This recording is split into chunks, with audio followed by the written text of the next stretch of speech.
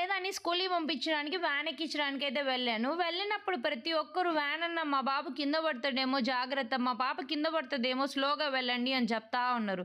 పాపం ఈ వ్యాన్ అన్నకి ముందు చూసి డ్రైవ్ చేయాలా, ఎనకాల చూసి డ్రైవ్ చేయాలా అర్థం గాక జుట్టు పీక్కుంటా ఉన్నాడు. సర్లే గానీ ఇదంతా ఒకటైతే మా మామ బాధ ఒకటి. పిల్లలందరూ స్కూల్‌కి పోతా ఉన్నారు. నా షాప్‌లో ఉండే కుర్కురేలు, చింతపండులు ఎవరన్నా కొనుక్కుంటారో లేదోనని పైకి నవ్వుతా ఉన్నారు. లోపల ఎంత బాధపడతాండో ఏమో మరి.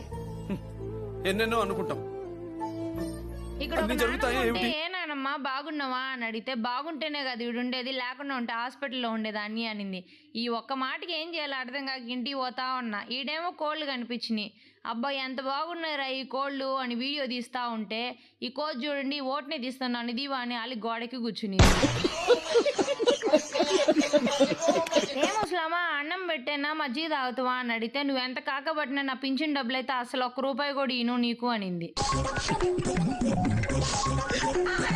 వీళ్ళందరితో నాకెందుకు లేరా మా తాత ఏం చేస్తున్నాడా అని పొలంలోకి వెళ్తే ఈయనేమో నీళ్లు కడతా ఉన్నాడు. ఇదేమో బానే ఉంది కదా, వెనకాల మా నాన్నమ్మ చూడండి పైపు పొడిదిస్తా ఉంది. డిప్రెషన్